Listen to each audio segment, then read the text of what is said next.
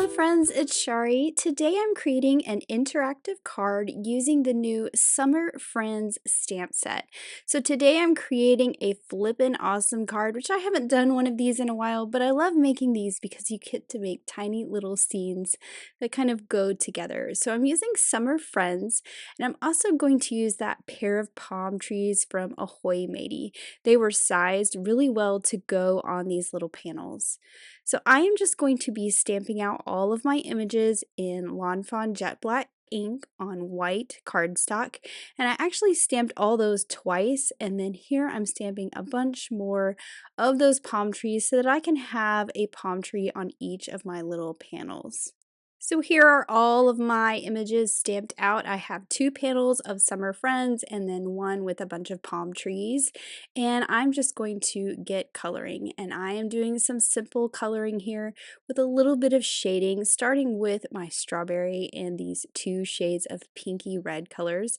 I'm going to use that lighter shade for the dark part of my watermelon and then pull in an even lighter shade to blend it out. There are a lot of characters on this card, so I'm trying to use some of those colors over and over again. Now I used this YG09 for the dark green, and then I pulled out my YG03 and it was dry as a bone. It needed to be refilled badly. So I pulled out some Olos. These are similar in color, and you're going to see me use these on the palm tree, the top of the pineapple, as well, and these are double-ended, so I have those 2 colors on that same marker. So I use that for the top of the pineapple, and then I'm moving on to the pineapple itself with that Y17 for my dark yellow and Y15 for the lighter shade. Now to the palm trees. I colored these with a dark trunk at first, but you're going to see here in a little bit that I didn't like it as much because everything just seemed all the same tone of brown. And so you're going to see me color some of the other trees a little differently. Now I did do the actual green part of the trees the same on all of them using these YG 2.3 and 2.5 Olo markers. So I colored the light color all over first and then came in with the dark, which is a little backwards from the way I have been doing. Now here is where you can see I redid those trees. I just thought that the coconuts kind of blended in with the trunk with those 2 dark colors. So I went in with an E13 for the trunk, and then I'm using that same YG 2.3 and 2.5 for the tops of the trees. And then you're going to see me pull in another Olo marker. It's just a dark brown, and this is going to be my coconuts. And this stands out from the trunk a lot better than that first one that I colored. And just for shadow, I just tapped it again with that same color. Now I'm moving on to my coconut drink over here, and I am going to color by pulling that dark color in from the outside edges. Then I will blend out with the next color, so this is E15. And then finally a third lighter color for the center, and this makes it look round like a coconut. For the inside of the coconut, I'm using a very pale E00, and then I'm actually going to pull in an E11 for the inside of the coconut. So it's kind of the same brown tone, but a little bit darker, so it looks kind of shadowed inside there. I will give that coconut drink a pink umbrella and then a teal straw. And actually that teal color is the same color I'm going to use for all of the straws for all of the drinks. Now for the glass with the ice here, I decided this was going to be some lemonade. So I'm using some yellows for that and the lemon up on the glass. For the glass itself, I like using that very, very pale blue, so that was a B quadruple 0, and I just kind of pull it down into the yellow. I don't go over the entire yellow part of the lemonade. For this little cocktail glass here, I pulled out some very peachy colored markers to make kind of a peach daiquiri, and then I'm using that same pale blue for the glass, just as I did with the lemonade. Now that they're all colored though, I want to add the cute little faces to these. And I'm just stamping these in some black licorice ink. Since my coloring is done, I don't need to use jet black. I'm using the sunglasses for the pineapple. There are smaller faces that fit on the glasses. So I have the lemonade and the little peach daiquiri there. Then I'm adding a face to my strawberry. I'm using the smaller face for the watermelon as well, so it fits nicely within the seeds there. And then I went back to my cool sunglasses for my coconut drink. And I cut them all out with the coordinating dies, and I'm just going to set them aside. Now, I did go through with some black ink and stamp out a bunch of the small sentiments in this set, and then now I'm giving them all speech bubbles. This speech bubble is the speech bubble in the Summer Friends set. It fits those 2-line sentiments there perfectly. And then I pulled out the All the Speech Bubbles stamp set for the other ones that were a little wider or a little taller than fit that speech bubble that comes in Summer Friends. And I'm using some River Rock ink to stamp all my speech bubbles so they are a gray color rather than black. Then I'll use the coordinating dies to cut all of these out. So I'll just set these little speech bubbles up here with my images, kind of putting them with the images that they go with. And then I can move on to my Flippin Awesome mechanism. So I cut the basic square out of white. I need to cut that decorative square. And then I also cut the mechanism out of white. Now I have 2 stitch squares and 1 stitch rectangle cut out of craft. We're going to use those to create our ground. But I need to cut 4 of the squares and 1 of the rectangles, and I just decided to pull out some of these Gleeful gradient scraps that I have here. This is a collection of paper that all the colors go great together, so why not use these little pieces, and they're already colored for me. So I need to cut 4 of the squares and 1 rectangle. I love that the rectangle kind of picks up the gradient because it's a little bit longer. And then I can work on my ground. So I'm going to set that rectangle aside and we're going to do the squares first. Now I only cut 2 craft squares because I can use the tops and the bottoms to create my ground. And I'm just going to do it old school. I'm going to trace it out with a pencil and cut it with my scissors. And I put the 2 squares together to make it look kind of continuous, although none of these squares ever are going to touch each other, so that doesn't really matter. It's just kind of a fun detail.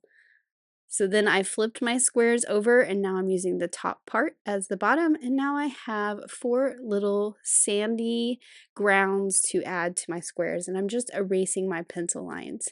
Now before I add these to the squares, I do want to kind of grunge them up a little bit and make them look a little more like sand. So I'm using some dough ink and a small blending brush to add a little bit of ink to the top edge of my sandy hills. And then for some texture, I'm actually going to grab a Copic marker that is brown and just do some dots. So if you don't want to make a big mess with some splatters, this is a really easy way to add some texture. It's especially great on small pieces just like this. So now I'm ready to add each of these to the bottom of my squares. And I'll just use some liquid glue to add these to the bottom of each square. Once I have these on there, then I will add each of these colored squares to one of those white squares. And that will complete my panel and it will be ready for some cute little images.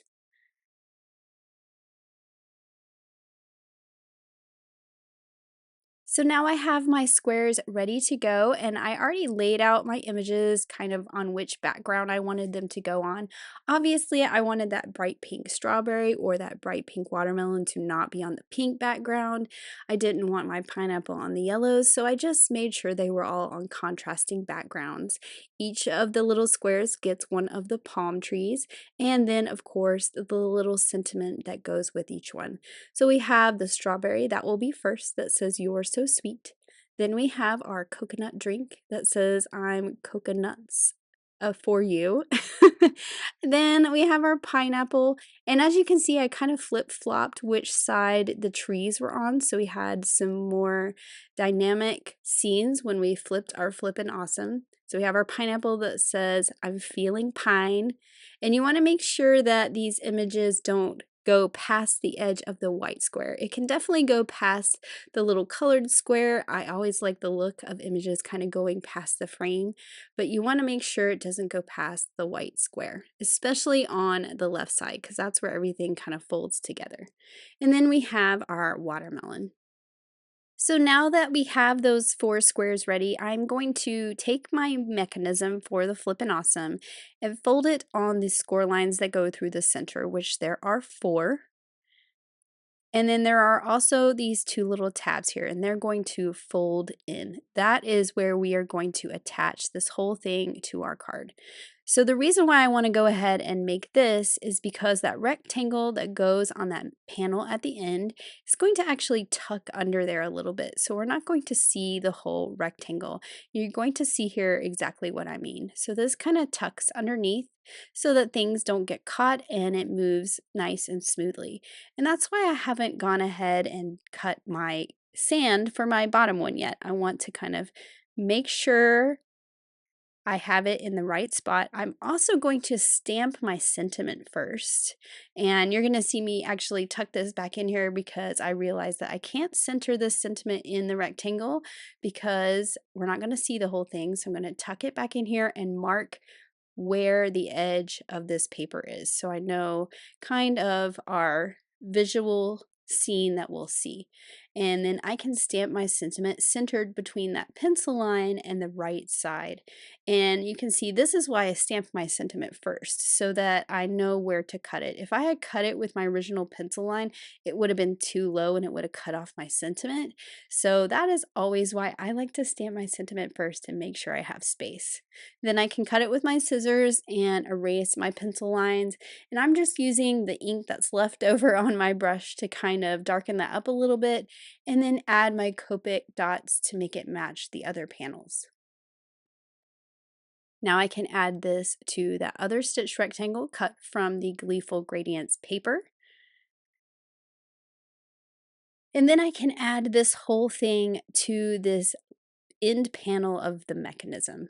So I'll add some liquid glue over the back, and then you want to center it up so it is centered in that rectangle, but when it folds over, it's going to cover part of it up. And I like to kind of fold it over so I can see what my scene is going to be. I'm adding another pair of those palm trees and then these two little guys. So this card uses all of the summer friends. I wasn't sure how many I was going to be able to fit on each panel, which is why I colored so many of them, but don't worry, you're going to see me use them at the end. And then I'm going to take that happy summer sentiment and just kind of tuck it underneath. I don't want it too close to where it might catch, so tucking it underneath works perfectly. Now I can add my square panels. So I'm going to start with the one you're going to see last, and this one adheres right to that square on the mechanism. Now for the other ones, it's just going to adhere to these little strips, so I want to make sure they're held really well. So I'm putting 2 pieces of double-sided adhesive tape on each of those little rectangular areas, and I'm going to trim off the excess. And then this is where we're going to stick each of these other panels. So again, starting from the right to the left, I'll pull off that liner paper for this little rectangle here, and then I can line up this. You can kind of butt it up against that fold line that you created, and it will get lined up perfectly. Now I'm moving on to the next one, which is my coconut drink. And then finally, I can pull off the liner paper and add that first one, which is the strawberry, and that's what you're going to see first thing on the card. And now I can kind of test it. I fold that back over and look, it is flippin' awesome. Now for the card base, I'm using the back side of one of the Gleeful Gradients with this pretty kind of tealy green. It has the little stars. And I'm also going to use this kind of pinky colored one and cut out this decorative piece that's going to go behind my panel. I also need to cut out the little piece that goes on the tab that lets the recipient know to pull it. I seem to always forget this piece, so I'm glad I remembered. And I just cut that from a little scrap so it matches the same colors of my card, and the white will show through with that little arrow. So I'm just adding that piece of pattern paper to a card base. Then I will add my decorative rectangle right in the center. You could put it more towards the top if you were going to put a sentiment underneath, but my sentiment happens to be on the last panel of my Flippin Awesome, so I don't really need another place for a sentiment. And then those two little tabs, that is where we're going to put our adhesive to adhere this whole thing to the card. And again, since it's only those little tabs holding it, I want to make sure I'm using some strong adhesive. So I'm using that double-sided tape again.